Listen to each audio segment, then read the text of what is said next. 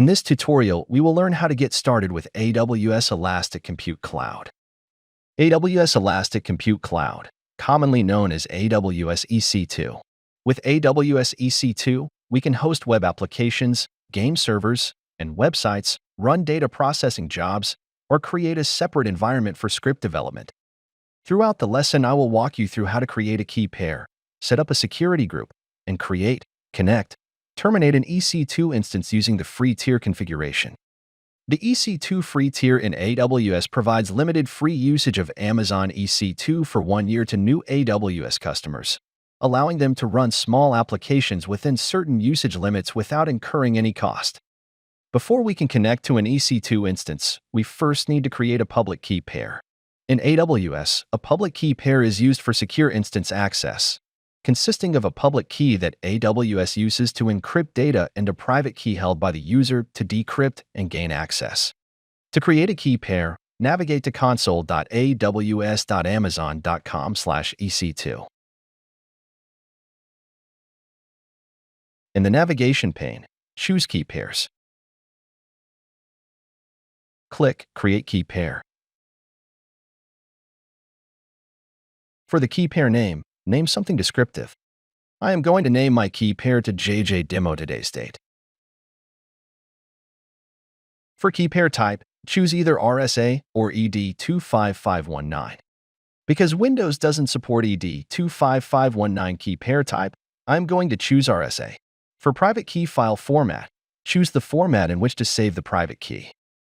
I'm going to choose PEM to be used with OpenSSH. Click Create Key Pair to generate the key file.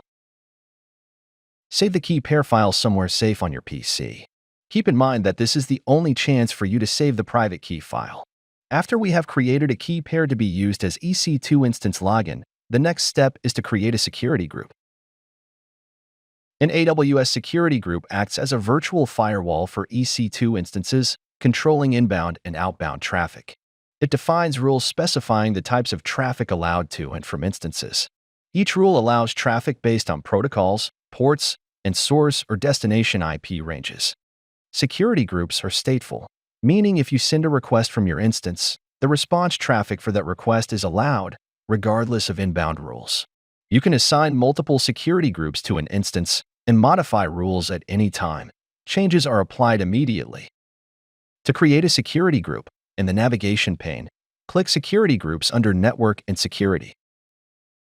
From the top navigation bar, select an AWS region for the security group.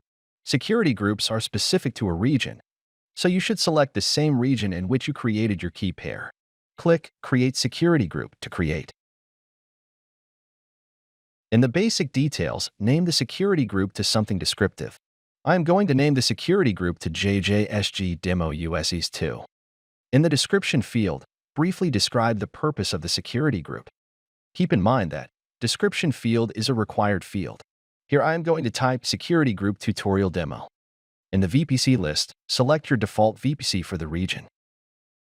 Inbound rules in AWS refer to the network access rules defined in a security group. These rules control the incoming traffic to instances, specifying which traffic is allowed based on parameters like protocol, port, and source IP address range. This helps in creating a secure environment by only allowing desired traffic to reach your instances. Click Add Rule to create a new inbound rule. There are many different rule types are available. Choose the one that fits your use case. In this case, I want the security group to be used as the gateway to allow my PC IP to connect to an EC2 instance. For the type, I'm going to select RDP. Source specifies the origin from which the traffic is allowed to connect. I'm going to choose my IP to allow my PC's IP be on the safe list. Outbound rules in AWS are part of the security group settings that govern the traffic leaving an instance or resource. They define which external destinations can receive traffic from the instance and on what ports and protocols. For outbound rules, keep the default rule, which allows all outbound traffic. Click Create Security Group to create the security group. After we have created a key pair in a security group, we can move on to create an EC2 instance. To create a new EC2 instance, in the navigation pane, click Instances under Instances. Click Launch Instances to create a new EC2 instance. Give your EC2 instance a name. I will name my EC2 instance EC2 Demo Instance. You can also add tags to categorize the EC2 resource. EC2 offers a variety of machine images, even paid images. Amazon machine images are pre-configured templates provided by AWS or other vendors for creating virtual servers in the cloud, containing an operating system and often additional software or configurations. Here I am going to click Browse More AMIs to view additional images. There are more than 8,000 images available. For this tutorial, I will be using the free tier configuration. Check the free tier only checkbox to display only the free tier images. For demonstration purpose, since I am a Windows user, I will create a Windows virtual machine instance. Check All Windows. Select the image you would like to use. Here I am going to select Microsoft Windows Server 2022 Base.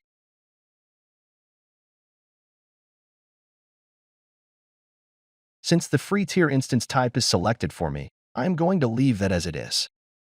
An instance type in AWS refers to the specific configuration of CPU, memory, storage, and networking capacity allocated to an EC2 instance, allowing users to choose the appropriate mix of resources for their applications. In the key pair drop-down, select the key pair created earlier. Network settings in AWS involve configurations such as virtual private cloud settings, subnet assignments, IP addressing, security groups, and network access control lists, which define how an EC2 instance connects to the Internet and other network resources. I will cover more on network settings in a separate video. For now, choose Select Existing Security Group. From the drop-down, I am going to select the JJSG Demo US EC2 security group that I created earlier.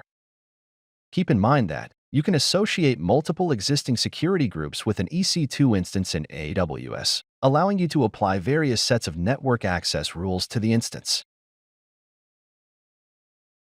Configure Storage controls the storage size and storage type for your EC2 instances. The free tier provides 30 GB of general-purpose SSD storage to be allocated for all your EC instances. Now review the EC2 summary. Make sure that the configurations are correct. Click Launch Instance to create the EC2 instance. It can take a few minutes for the instance to be ready for you to connect to it. Once the EC2 instance stayed updated to running, we can connect to the instance with a remote desktop application. On Windows, open Remote Desktop Connection. Click the EC2 instance ID to view the instance's details. To connect to an running EC2 instance, we first need to copy the public IPv4 address. You can think this as the location of the EC2 instance on the cloud. Then paste the IPv4 address in the computer field. Click Connect.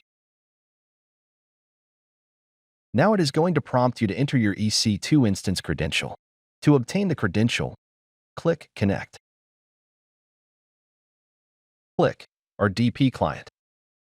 From RDP Client Detail, you will see that username will be Administrator. And to get the password, we need to decrypt the key pair file we downloaded earlier. Click Get Password. Click Upload Private Key File. Select the key pair file. Click Decrypt Password. Copy the password to a notepad. Go back to Remote Desktop Connection.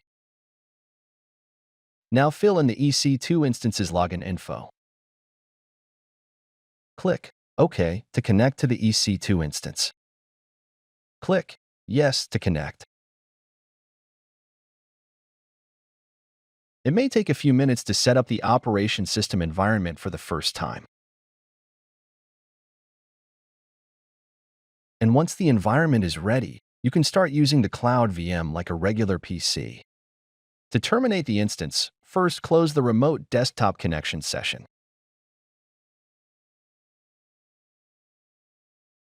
Go back to EC2 console dashboard. Select the EC2 instance you want to terminate. To terminate an EC2 instance, we first need to stop the instance first. From instance state, select Stop Instance.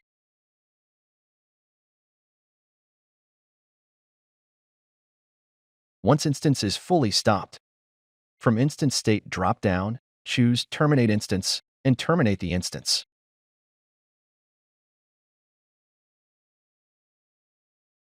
Keep in mind that you can also put the instance in hibernate. During instance hibernation, your EC2 instance won't be charged except for the storage usage. This wraps up everything for this tutorial, and I hope you find this tutorial useful. Don't forget to like the video and subscribe the channel for more cloud contents. I will see you guys in the next video. Bye-bye.